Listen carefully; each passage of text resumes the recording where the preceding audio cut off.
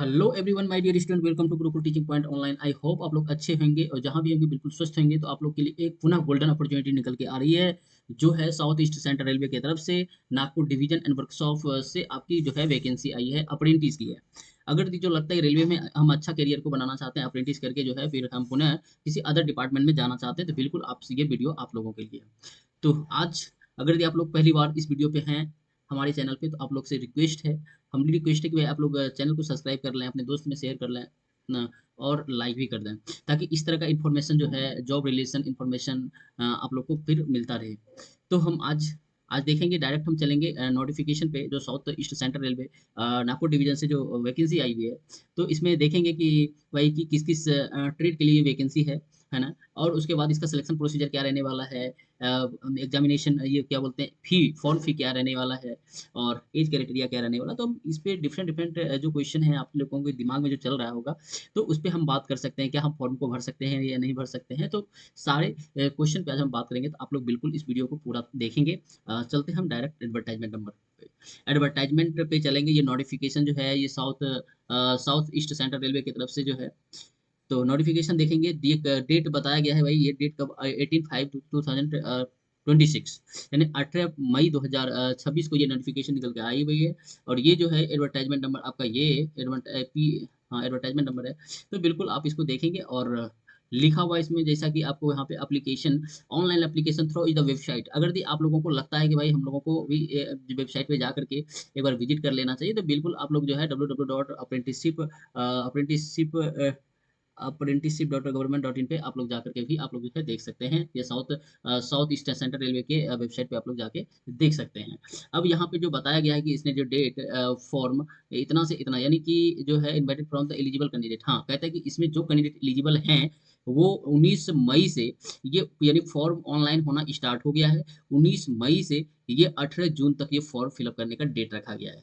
तो स्टार्ट कब से हो गया है, 19 मई 2026, और जो लास्ट डेट है वो 18 जून 2026 है, जो कि आपको ये टाइम भी मेंशन है कि इतना बजे तक आप बिल्कुल फॉर्म को अप्लाई कर लेंगे। चलिए हम अब बात करते हैं कि ये जो है फॉर नागपुर डिवीजन में जो स्टेब्लिशमेंट जो कोड आपका यहाँ पे दिया हुआ है, इसमें अगर दी वैकेंसी की बात किया जाए तो कौन कौन सा वैकेंसी है, और इसमें जो है वैकेंसी का क्या क्या क्राइटेरिया है, हम उस पर देखेंगे, बात करेंगे। तो यहाँ पे हम सीधा चलते हैं कि भाई किस किस ट्रेड के लिए बहाली है। तो यहाँ पे आपको अगर ये दिखा दें, टोटल जो वैकेंसी है यहाँ पे, कितने ट्रेड वालों के लिए वैकेंसी है यहाँ पे। तो बात किया जाए तो टोटल जो है 23 है ना, 23 ट्रेड वाले के लिए ये वैकेंसी है जो है इसमें। और सभी के लिए काफ़ी देखा जाए टोटल जो है ना पोस्ट भी काफ़ी अच्छा है। तो हम बात करते हैं कि डिफरेंट डिफरेंट जो आपका ट्रेड में जो वैकेंसी है वो कौन कौन सा है। तो अगर हम बात कर लें भाई, ये ट्रेड है ये, और ये सीरियल नंबर है। और जनरल एससी एसटी जो भी है, आपको नंबर ऑफ स्लॉट यहाँ पे दिया गया है भाई, कौन सा कैटेगरी में कितना सीट है ना। पीएच वाले के लिए भी है और एक्स सर्विसमैन के लिए भी वैकेंसी है। अगर ये बात किया जाए नंबर 1 की फीटर के वैकेंसी सर कितना है, तो फीटर का वैकेंसी की बात किया जाए, हाईलाइटर ले लें थोड़ा सा, हम हाईलाइट ही कर देंगे, ज़्यादा बेटर रहेगा।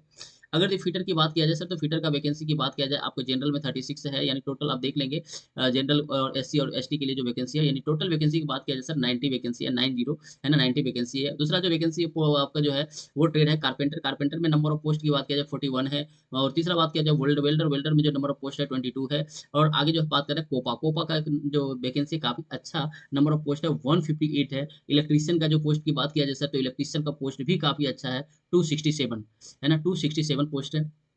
यहाँ पे दिया हुआ स्टेनोग्राफर इंग्लिश, ये स्टेनोग्राफर जो इंग्लिश का है, ये वैकेंसी कितना है आपका 25 है। उसके बाद जो प्लम्बर ट्रेड का जो वैकेंसी है ये आपका 33 वैकेंसी है। और पेंटर के लिए भी वैकेंसी है, इसमें 44 वैकेंसी है। वायरमैन के लिए जो वैकेंसी है आप देख लेंगे 46 वैकेंसी है। इलेक्ट्रॉनिक मैकेनिक्स की अगर बात किया जाए सर, तो ये भी 27 वैकेंसी है। मैकेनिक डीजल की बात किया जाए तो इसमें भी 124 वैकेंसी है, काफी अच्छी वैकेंसी है। मशीनिस्ट की बात किया जाए सर, तो 17 वैकेंसी है। टर्नर की बात किया जाए तो टर्नर में जो है 5 वैकेंसी है। वहीं पे डेंटल लेबोरेटरी टेक्नीशियन की बात किया जाए सर, तो इसमें वैकेंसी 1 है। और आगे जो है यहाँ पे हॉस्टल सॉरी हॉस्टल नहीं है, हॉस्पिटल वेस्ट मैनेजमेंट टेक्नीशियन है ना। हॉस्पिटल वेस्ट मैनेजमेंट टेक्नीशियन जो ट्रेड होती है ना, इसमें भी आईटीआई इसके लिए भी वैकेंसी है। टोटल जो है 3 वैकेंसी है। और सबसे जो गोल्डन अपॉर्चुनिटी है आपका हेल्थ सैनिटरी इंस्पेक्टर के लिए है ना। हेल्थ सैनिटरी इंस्पेक्टर के लिए जो है वैकेंसी, जो आपका टोटल वैकेंसी 5 है। और गैस कटर के लिए वैकेंसी की बात किया जाए सर, तो इसमें जो 0 वैकेंसी है, कोई वैकेंसी नहीं है। और स्टेनोग्राफर हिंदी की बात किया जाए सर, तो 11 वैकेंसी है। और यहाँ पे केबल ज्वाइंटर की बात किया जाए सर, तो इसमें जो है 21 वैकेंसी है। यहीं पे अगर बात किया जाए और आपको यहाँ पे बात किया जाए कि सर डिजिटल जो फोटोग्राफर है इस ट्रेड में जो है टोटल टू पोस्ट है। उसके बाद जो है ड्राइवर कम मैकेनिक मशीन्स, हाँ ड्राइवर कम मशीन्स जो है लाइट मोटर व्हीकल की बात किया जाए सर, इसमें 2 वैकेंसी है। और उसके बाद जो है मशीन्स टूल मेंटेनेंस के लिए जो वैकेंसी की बात किया जाए कौन कौन सा ये सब ट्रेड भी है, ठीक है आईटीआई में। उसके बाद जो मेसन की बात किया जाए सर, तो मेसन में जो है 1616 वैकेंसी है।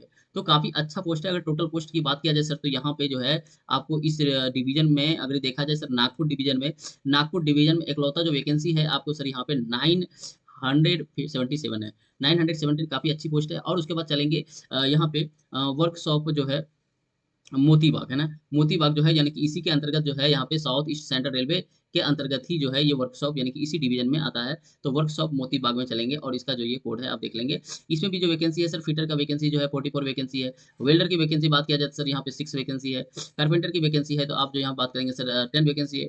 पेंटर की बात किया जाए 4 वैकेंसी है। टर्नर की वैकेंसी की बात किया जाए सर, तो यहाँ पे टर्नर का भी यहाँ पे 4 वैकेंसी है। स्टोनो इंग्लिश की बात किया जाए सर, तो यहाँ पे 3 वैकेंसी है। उसके बाद इलेक्ट्रिशियन की बात किया जाए सर, तो यहाँ पे टोटल 18 पोस्ट है। और यहीं पे कोपा की बात किया जाए सर, तो कोपा में टोटल जो है 13 पोस्ट है। टोटल जो अगर यहाँ पे इसको अगर ऐड करते हैं, total post number of post की बात किया जाए तो 102 पोस्ट है, जो कि अगर ये दोनों को मिला दिया जाए तो काफी अच्छा पोस्ट हो जाता है। वो लगभग लगभग 1000 से एबव पोस्ट हो जा रहा है। तो बिल्कुल आप लोग ऐसा अपॉर्चुनिटी जाने मत दीजिए, है ना। रेलवे से बिल्कुल अप्रेंटिस कीजिए, काफी बेनिफिट होती है। तो यहाँ पे बात किया जाए तो टोटल जो है 1000 अप्रोक्सीमेट जो है कुछ वैकेंसी आप लोग देख लेंगे ऐड करके, है ना। चलते हैं आगे क्या कह रहा है सर। एलिजिबिलिटी कंडीशन, कंडीशन की बात यहाँ पे ये जो है कहा गया है एज को लेकर के। एज को लेकर के क्या कहा गया हम देख लें। एज को जो लेकर के कहा गया है कि सर 1905 यानी कि 19 जून 2026 के अकॉर्डिंग इस डेट के अनुसार से आपका उम्र जो है मिनिमम 15 साल हो जाना चाहिए। मैक्सिमम उम्र की बात किया जाए सर, तो यहाँ पे 24 जो 24 ईयर है वो होना चाहिए। सर ये किस कैटेगरी के लिए बात करें तो सर ये जो है आपको यहाँ पे जनरल कैटेगरी के लिए ये कहा गया है। अब बात किया जाए सर अगर जो ओबीसी है, तो ओबीसी के लिए हम बता दें कि ओबीसी के लिए कैंडिडेट 3 ईयर एज रिलैक्सेशन मिलेगा, जबकि एसटी एससी के लिए 5 ईयर का एज रिलैक्सेशन मिलेगा। वहीं पे पीडब्ल्यूबीडी की बात किया जाए, एक्स सर्विसमैन की बात किया जाए सर, तो इसको जो एज रिलैक्सेशन की बात है वो 10 ईयर एज रिलैक्सेशन की ये मिलेगा। अब आगे हम बात करें कि यहाँ पे ये मेंशन भी कर दिया भाई कि जिसका डेट ऑफ बर्थ जो है ना, birth community of the west, यहाँ पे बात किया जाए कि अगर यहाँ पे जनरल में, है ना, अगर जनरल की बात कर दिया जाए सर, तो यहाँ पे जो है आपको जनरल में कितना इतना यानी कि 19/5/2002 से 19/5/2011 तक में के अंदर जिसका डेट ऑफ बर्थ है, तो वो आप जनरल में आप फॉर्म को अप्लाई कर सकते हैं। उसी तरह से ओबीसी का भी कह रहा है कि 1999 से लेकर 19/5/2011 के बीच में जिसका डेट ऑफ बर्थ है वो फॉर्म को अप्लाई कर सकते हैं। तो काफी अच्छा गोल्डन अपॉर्चुनिटी है भाई, आप लोग जो है इस मौका को जाने मत दीजिए, है ना। अब मिनिमम एजुकेशनल क्वालिफिकेशन की बात किया जैसे, तो मिनिमम एजुकेशनल क्वालिफिकेशन की बात यहाँ पे हम देखेंगे कि भाई इसके लिए इस फॉर्म को भरने के लिए क्या है मिनिमम क्वालिफिकेशन। तो हम यहाँ पे कह रहा है matriculation pass in equivalent with minimum 50%। ये इसको एक और नंबर 3.2 जो दिया गया पैराग्राफ, ये दिया गया कि भाई एनटीसी मतलब ITI in the notified trade issue is the national council of the vocational training of the provisional certificate issued by the national council of the vocational training या फिर state council of the vocational, हाँ vocational training. तो बता दें कि सबसे बड़ा positive बात सर ये भी है, इसमें हम लिख के बता देते हैं आप लोगों को। पॉजिटिव बात इसमें ये है कि अगर 10th में, है ना, 10th में आपका कितना प्रतिशत, 50% है ना, 50% है। अब प्लस में क्या सर, आपने किसी भी ट्रेड से, टोटल जो ट्रेड की बात हम कर रहे थे, किसी भी ट्रेड में आईटीआई है, तो बिल्कुल आप इस फॉर्म को अप्लाई कर सकते हैं। इसके लिए कोई भी एक्सपीरियंस की रिक्वायर्ड नहीं है। और दूसरी बात इसमें ये भी मेंशन किया गया है कि सर आईटीआई ने जो स्टूडेंट ने या तो एनसीवीटी से, है ना, एनसीवीटी से किए हैं या एससीवीटी की से किए हैं, तो यहाँ पे दोनों के लिए गोल्डन अपॉर्चुनिटी है। यहाँ पे लिखा गया है कि state council of the vocational training जो है एससीबीटी, तो जो एनसीबीटी और एससीबीटी से दोनों इस फॉर्म को अप्लाई कर सकते हैं, जो कि गोल्डन अपॉर्चुनिटी है आप लोगों के लिए, क्योंकि एससीबीटी के लिए ज्यादातर जो है वो जो है नहीं होती है। तो यहाँ पे अच्छा है कि भाई एससीबीटी को भी मौका दिया गया है।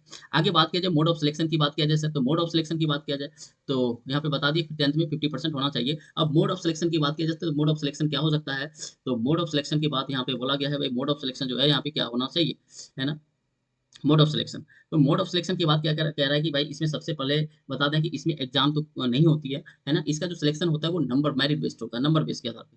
अगर आपका 10th में, है ना, 10th का जो परसेंटेज होता है ना, 10th का जो परसेंटेज होता है, सॉरी यहाँ पे हम थोड़ा सा मिस्टेक कर रहे हैं। चलिए पहले इसको एक बार पढ़ के बता दें क्लियर। कहता है selection will be know the basic of the merit list prepared on the respect all the candidate who apply the against is notification the merit list is यहाँ पे लिखा गया है 50% एग्रीगेट।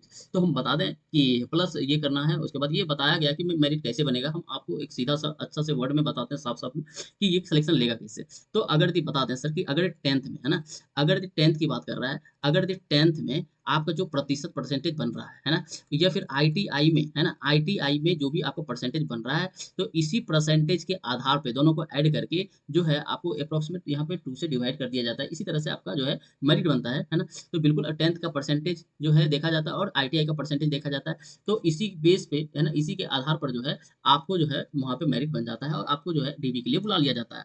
मेरिट में अगर आपका नाम आता है तो आपको डीवी के लिए बुलाया जाता है, फिर आप डीवी करवाएंगे। उसके बाद डीवी के बाद जो है जो भी अगला प्रोसेस है, प्रोसेस करने के बाद आपको 1 साल का है ना, कितने साल का सर, 1 साल के लिए है ना, 1 साल के लिए रेलवे ने क्या करेगा, अप्रेंटिस आपको कराएगी। और सबसे बड़ी बात है कि सर अप्रेंटिस कराएगा तो बहुत सारे बच्चे को दिमाग में ये भी आता है क्या सर इसके लिए पैसा लगेगा।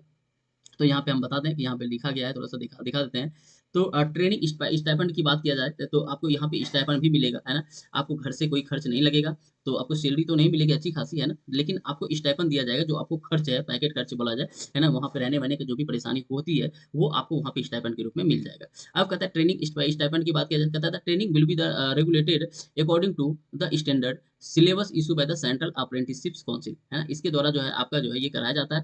द कैंडिडेट जो है undergoing the training will be the eligible of the stipend as the per यानी कि आपको सीधा बता दें इसमें कि सर कि यानी कि टाउन के अकॉर्डिंग है ना, टाउन के अकॉर्डिंग जो है सैलरी को वहाँ पे क्या एक्सपेंस होना चाहिए, उस तरह से जो है वहाँ की महंगाई को देखते हुए जो है उसको स्टाइपेंड दिया जाता है। तो अप्रोक्सीमेट अगर मान लिया जैसे तो इसको 10,000 के अप्रोक्सीमेट यहाँ पे आप लोग को स्टाइपेंड मिलेगा पर मंथ है ना। तो आपको 1 ईयर तक जो है ये 1 ईयर तक मिलेगा, क्योंकि 1 ईयर का ड्यूरेशन यहाँ पे लिखा गया कि the duration of the training period की बात तो सर 1 ईयर का ट्रेनिंग होती है ना। तो बिल्कुल आप लोग इसमें जो है पार्टिसिपेट कीजिए, फॉर्म को फिलअप कीजिए। उसके बाद फॉर्म फिलअप करने के बाद देखिए अगर मेरिट में नाम आता है तो बिल्कुल आप इसको जो है वेरिफिकेशन करा करके अपना 1 ईयर का अप्रेंटिसशिप कीजिए। अब कहता है last date of the submission हमने बता दिया ऊपर में सर कि ये फॉर्म को फिलअप होना स्टार्ट हो गया सर 19/5/2026 से, और ये लास्ट डेट जो है 18/6/2026 तक ये फॉर्म फिलिंग होगा है ना। तो बिल्कुल आप लोग के लिए और कोई इन्फॉर्मेशन इसमें अगर दी है तो हम बता देते हैं, और ज़्यादा कोई इसमें इन्फॉर्मेशन नहीं है।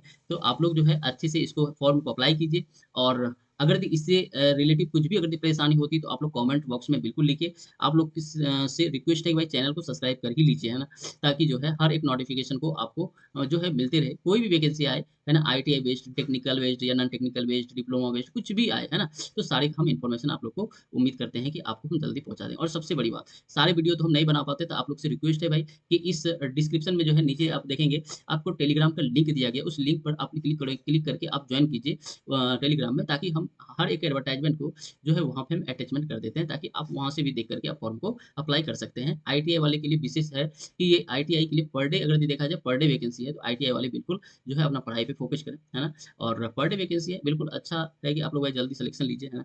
तो फिर मिलते हैं नेक्स्ट वीडियो में। और अगर यदि आपसे कुछ क्वेरी हो, फॉर्म सर फॉर्म भरने के लिए बता दीजिए या कुछ भी है, तो आप लोग कमेंट्स में लिखिए। आप लोग के लिए एक जो है फॉर्म भरने के रिलेटेड एक वीडियो जो है हम रिकॉर्ड करके डाल देंगे है ना। मिलते हैं फिर नेक्स्ट वीडियो में, तब तक के लिए बाय।